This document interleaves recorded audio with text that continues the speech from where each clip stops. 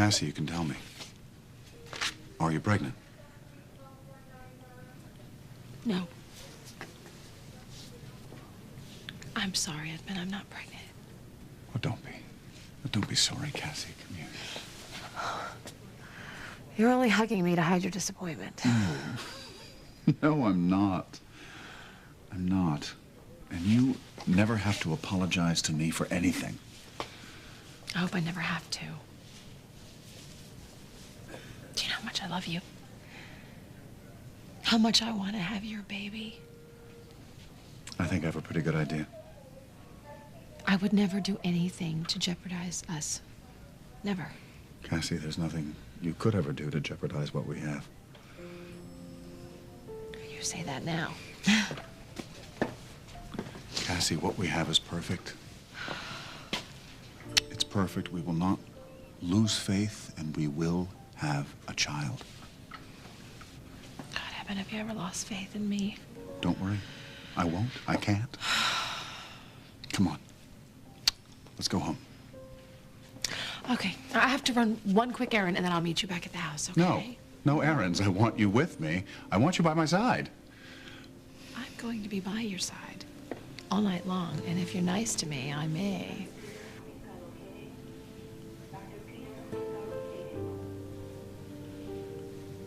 Okay, that works. Yeah. So, let's, you take your time. Look, Cassie, our baby is gonna come when our baby is good and ready. Wow. Our baby. I really like the sound of that.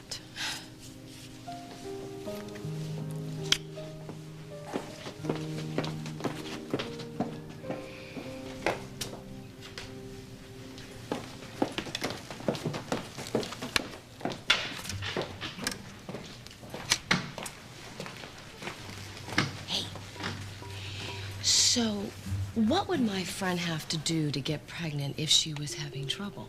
Well, it depends on the kind of trouble. But in a normal course of action, we'd start with fertility meds, and then in a lot of cases, artificial insemination. And if that didn't work? Well, we always could go for in vitro fertilization. Oh. If she's a good candidate. And what are the odds of that working? Well, it depends on a lot of factors. Age, egg quality, and these days, in a healthy woman, the odds are very high. My goodness, modern medicine is incredible. Well, IVF really is science. The timing, the dosage of shots, it's very precise. So a lot could go wrong. Well, I don't want to say wrong. Well, you know what?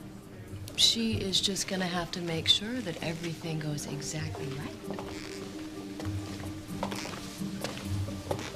Gentlemen, this is Get moving closer so I can get a good shot. Lizzie Spaulding's property? Come on, it's a free country. Yeah, and I served this country when you were gleaming your mother's eye. Come on, Get that microphone out of here. You guys, get out of here. If I catch either of you in one other patient in this place, I promise you I'm going to break every Stop it! It's bad press for the restaurant. Okay, are you guys okay? Are you okay, Mommy? I'm fine, sweetie. I just surprised me, that's all. Look, I promise you, from now on, you're gonna have personal protection. Trust me. Thank you.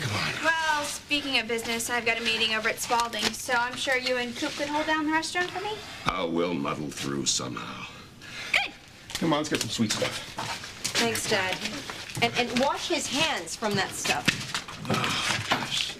Man, look, I know that this has got to be tough for you right now, but look, I promise you everything's going to be okay, all right? Oh, we're fine, really. We are. We're fine. Jeez, I'm surprised Lizzie didn't throw you to those wolves. I mean, considering how badly Gus came down on her the other day. What? Nothing.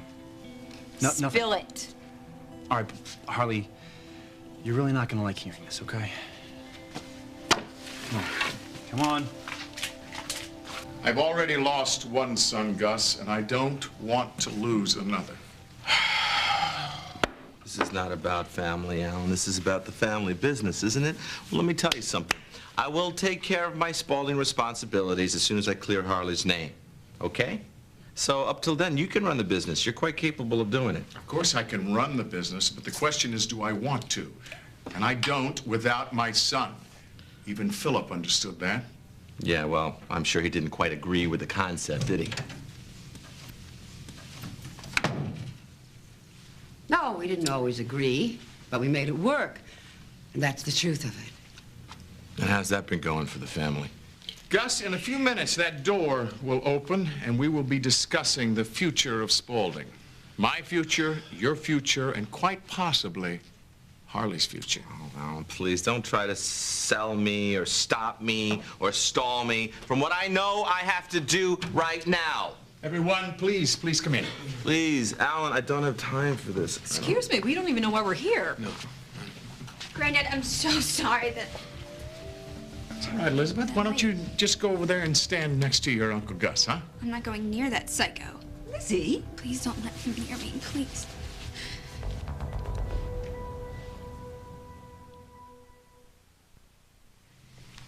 Elizabeth, why are you so upset? He threatened me. He said he'd throw me under a bus if it came to Harley. Okay. I know that this has been a trying time for all of us, but let's not turn against No. Look what he did to my arm.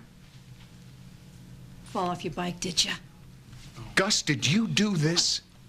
Does it really matter what I say?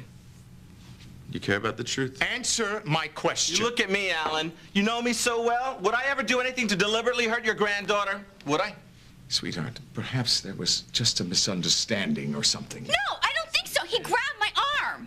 Your mother is right. Now, we've all been through some trying times lately, but your Uncle Gus is where he belongs at this table as CEO of Spaulding. And like it or not, we're all where we belong in this family. He doesn't care about the family. The only thing he cares about is Harley. That's right. That's all I care about. You got a problem with that, huh? Gus, please. Fine. Enough with the agenda and accusations toward each other. Gus is in charge of this meeting, and in that spirit, I am going to turn this meeting over to him. Oh, good. Fantastic. Okay. Well, for my first official pronouncement over this thing, let me say I quit.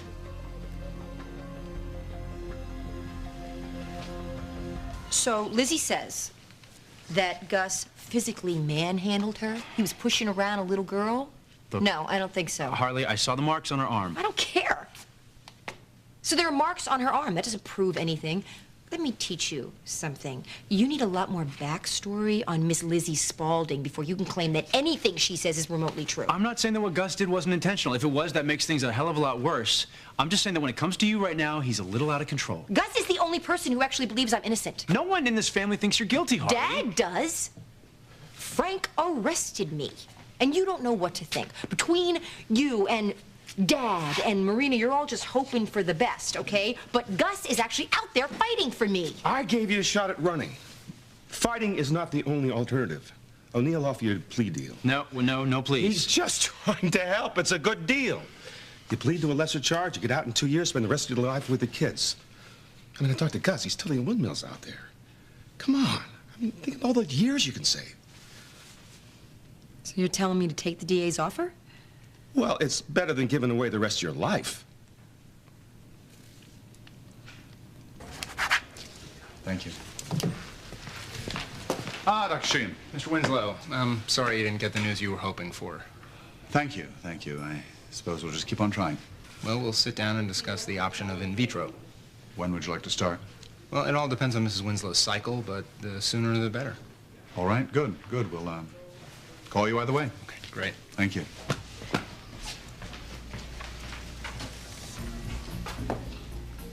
Dinah?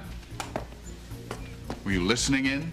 No, please, don't answer that. I don't want to hear your lies. But while you've got me here, are there any other medical secrets, any other private medical secrets you'd like to know about me and my wife?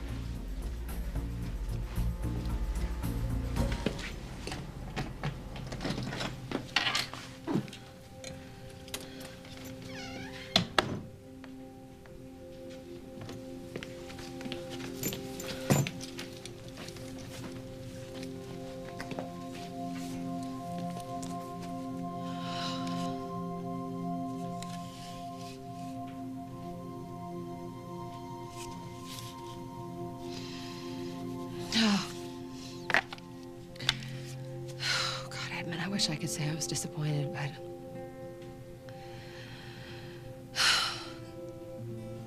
I want a baby with you, but if it would have been Jonathan's...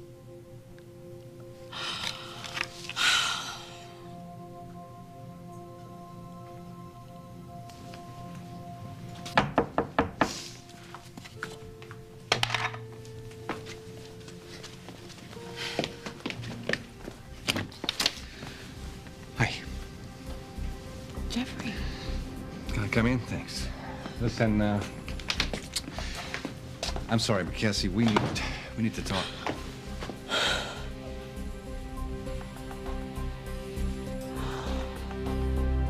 Coming up on Guiding Light. Oh, you're fighting a good fight, aren't you? Damn straight I am. Yeah, well, I wonder if Harley will admire those qualities of yours when she's rotting in jail, huh? He wants to know everything. It's driving him nuts. All you gotta do is just tell him the truth and be done with it.